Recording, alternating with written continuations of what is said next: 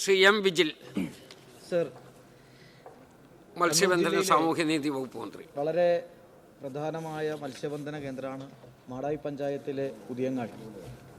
ആ പുതിയങ്ങാടിയിൽ ഒരു phishing harbour വേണമെന്നത് മത്സ്യത്തൊഴിലാളികളുടെയും നാട്ടുകാരുടെയും ഒരു വലിയ ആവശ്യമാണ് സർ.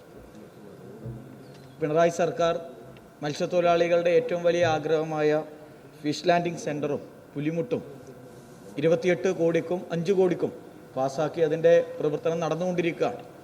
അത് മത്സ്യത്തൊഴിലാളികൾക്ക് വലിയ ആശ്വാസമായി മാറിയിട്ടുമുണ്ട് സർ. അവരുടെ ഒരു വലിയ ആവശ്യം കൂടിയാണ് ഹാർബർ. ഹാർബർ ഇല്ലാത്തത് കാരണം സമയബന്ധിതമായി മത്സ്യബന്ധന യാനങ്ങളിൽ നിന്ന് മത്സ്യം കരയ്ക്കെത്തിക്കാൻ ഈ പ്രദേശത്തെ മത്സ്യത്തൊഴിലാളികൾക്ക് വലിയ റിസ്ക് ഉണ്ടാകുന്നുണ്ട് സർ. അതോടൊപ്പം തന്നെ വലിയ കഷ്ടപ്പാടും അവർ അനുഭവിക്കുകയാണ്. വലിയ മത്സ്യബന്ധന യാനങ്ങളിൽ നിന്ന് ചെറിയ ഫൈബർ ബോട്ടിലേക്ക് മാറ്റുന്ന മത്സ്യം ഏറെ പ്രയാസപ്പെട്ടാണ് മത്സ്യത്തൊഴിലാളികൾ കരയ്ക്കെത്തിക്കുന്നത്. പുതിയങ്ങാടി കടപ്പുറത്ത് നിന്ന് സംസ്ഥാനത്തിനകത്തും പുറത്തേക്കുമായി വിവിധ ഭാഗങ്ങളിലേക്ക് മത്സ്യം കയറ്റി അയക്കുന്നുണ്ട്.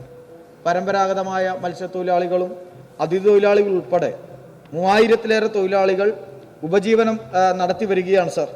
മത്സ്യബന്ധന സീസൺ ആരംഭിച്ചു കഴിഞ്ഞാൽ ദിനംപ്രതി എന്ന വണ്ണം വലിയ പ്രശ്നങ്ങളും പ്രതിസന്ധികളുമാണ് ഹാർബർ ഇല്ലാത്തതിൻ്റെ ഭാഗമായിട്ട് ഈ ഭാഗത്തുണ്ടാകുന്നത്.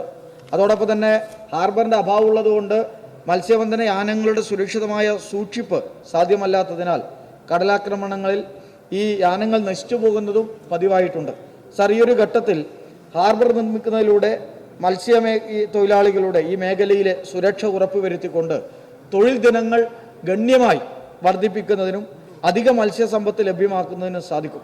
അതുകൊണ്ട് തന്നെ മാടായി പുതിയങ്ങാടിയിലെ മത്സ്യത്തൊഴിലാളികളുടെ കുടുംബങ്ങളുടെ ജീവ നിലവാരം ഉയർത്താൻ ഇത് വഴിയൊരുക്കും സാർ.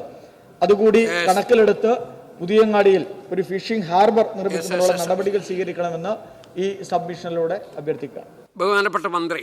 സാർ, കണ്ണൂർ ജില്ലയിലെ പുതിയങ്ങാടിയിൽ മത്സ്യബന്ധന തുറമുഖം നിർമ്മാണത്തിനായി അന്വേഷണ ഗവേഷണ പഠനങ്ങൾക്ക് 26/10/2013 896/2013 നമ്പർ ഉത്തരവ് പ്രകാരം 65 ലക്ഷം രൂപയുടെ പുതുക്കിയ ഭരണാനുമതി ലഭിക്കുകയും ആയതിൻ്റെ ഇൻവെസ്റ്റിഗേഷൻ പ്രവൃത്തികൾ ചെയ്യുകയുമുണ്ടായി.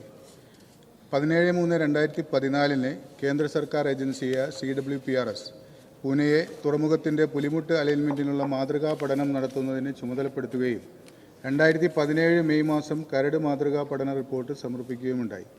മാതൃകാ പഠന റിപ്പോർട്ടിൽ നദീമുഖത്തിന് തെക്ക് ഭാഗത്തായിട്ട് 990 മീറ്റർ 400 മീറ്റർ നീളമുള്ള ബ്രേക്ക് വാട്ടറുകൾ നിർദ്ദേശിച്ചിരുന്നു. 2019 CWPRS തയ്യാറാക്കിയ mathematical model study for hydrodynamics and siltation in the mini fishing harbour at Puthiyangadi എന്ന അന്തിമ റിപ്പോർട്ടിൽ തുറമുഖത്തിൻ്റെ ബ്രേക്ക് വാട്ടറുകളുടെ നിർമ്മാണത്തോടൊപ്പം നദീമുഖത്തിൻ്റെ ഇരുകരകളിലും 365 മീറ്റർ 210 മീറ്റർ നീളമുള്ള റിവർ ട്രെയിനിങ് പ്രവൃത്തികൾ ശുപാർശ ചെയ്തിട്ടുണ്ട്.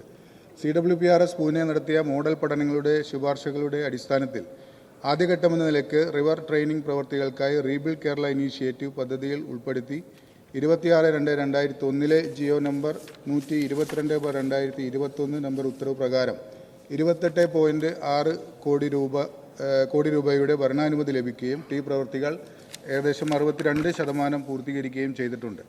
ഫിഷറീസ് പ്രിൻസിപ്പൽ സെക്രട്ടറിയുടെ 4/1/2022 PMMSY പദ്ധതി സംബന്ധിച്ച അവലോകന യോഗത്തിൽ തീരദേശത്തെ പുതിയ നിർമ്മാണ പ്രവൃത്തികൾ തീരശോഷണത്തിനും തീരപ്രദേശങ്ങളിൽ താമസിക്കുന്ന ജനവിഭാഗങ്ങളുടെയും ദോഷകരമായി ബാധിക്കും എന്നതിനാൽ പുതിയ ഹാർബർ നിർമ്മാണ പ്രവർത്തനങ്ങൾക്ക് പകരം നിലവിലെ ഹാർബറുകളുടെ ആധുനികവൽക്കരണത്തിന് മുൻതൂക്കം നൽകാൻ തീരുമാനിച്ചിരുന്നു.